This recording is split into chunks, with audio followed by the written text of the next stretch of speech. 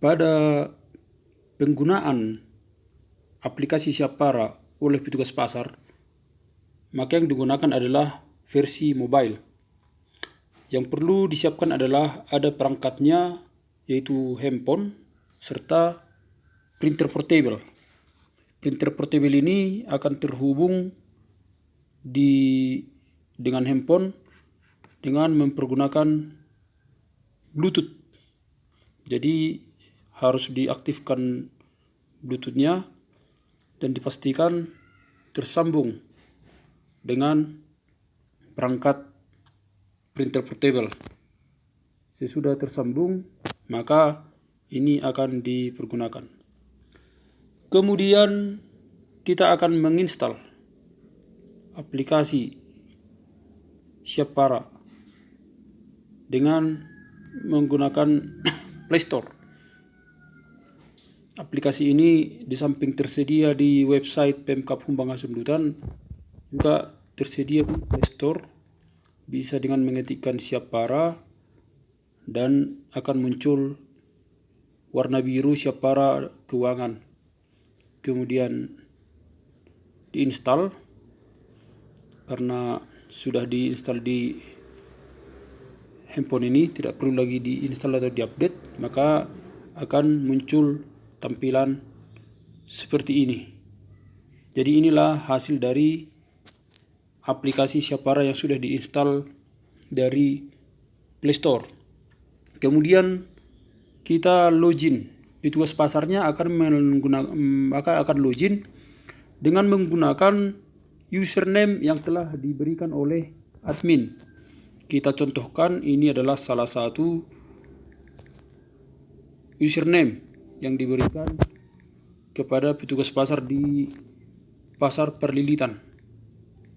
Memasukkan username dan password dan akan masuk. Ini adalah petugas di Pasar Perlilitan. Ini ada Perlilitan 3 karena di Perlilitan ada 3 orang petugas pasar, maka dibuat kodenya 123. Sesudah itu aplikasi sudah bisa dipergunakan, maka yang pertama kali dilakukan di pagi hari adalah memasukkan harga bahan pokok, menambah harga komoditi. Ini adalah tugas petugas pasar setiap pagi, sehingga setiap pagi, setiap pasar, setiap hari akan ada di entry harga komoditi. Maka diikuti berdasarkan data yang telah ada, yang telah dibuatkan oleh admin pada basis web. Contohnya gula pasir, dimasukkan harganya 14.000, maka ditambahkan, kemudian ditambahkan lagi berdasarkan komoditi yang ada di pasar tempat bertugas. Dan sesudah semuanya dimasukkan, maka harga ini akan dikirimkan dengan menu kirim data komoditi. Lanjutkan dan ditekannya, maka akan ada peringatan pengiriman komoditi sukses dan seluruh harga komoditi yang di-entry secara real time saat itu juga sudah terkirim, sudah terbaca, sudah terinformasi di website pemerintah Kabupaten Humbang Hasundutan. Jadi seperti inilah setiap pagi yang dilakukan dari seluruh pasar di Kabupaten Humbang Hasundutan. Selanjutnya, siang hari sekitar jam 11, petugas pasar akan melakukan pemungutan retribusi dari para pengguna layanan pasar, baik pedagang maupun pengunjung pasar yang mempergunakan kamar mandi atau toilet. Jadi petugas pasar akan memberikan tanda retribusi dan si pengguna akan membayar. Seperti ini contohnya. Kepada pedagang ini ada pedagang harian dan ada bulanan. Di sini bulanan yang menempati kios dan los, dan ada harian. Yang pertama kita buat untuk harian, jenis tempatnya adalah berdasarkan ukuran. Ada 2x2, 2x4, ada 2x6 dan toilet.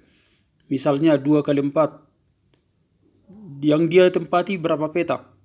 contoh dia tempati satu petak, maka itu langsung otomatis harga 3.000. Karena sesuai perda di perlilitan itu 2 kali 4 itu perdanya 3.000. Dan jika dia menempati 2 petak, otomatis dia menjadi 6.000 dan selanjutnya. Kemudian petugas pasar membuat bukti bayar. Kemudian kita melihat sudah sesuai dan sesudah dirasa cepat, maka akan dicetak. Dan pada printer portable kita lihat sudah tercetak. Sudah sesuai dengan yang di aplikasi. Ada jumlah retribusi 6.000. Di sini lengkap nama petugas, tanggal, harinya, semuanya lengkap dicetak di aplikasi. Kita kembali ke aplikasi. Untuk pedagang selanjutnya, kita contohkan ada pedagang yang menyewa bulanan dan dia mempergunakan kios atau los. Los itu adalah balerong. Dengan balerong ukuran 2x2, dia menempati 2 petak, maka otomatis itu 64.000 per bulan. Dibuatkan bukti bayar, sesudah diperiksa tepat, maka dicetak. Maka otomatis nanti akan tercetak. Begitu juga yang mempergunakan toilet, maka otomatis dia akan memakai angkanya keluar dan bisa dicetak.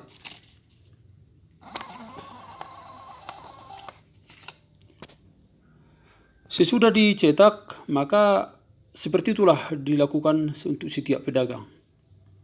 Dan jika ditemukan ada bukti cetak yang salah atau terlanjur cetak, contohnya seperti ini tadi, toilet itu tercetak 40.000.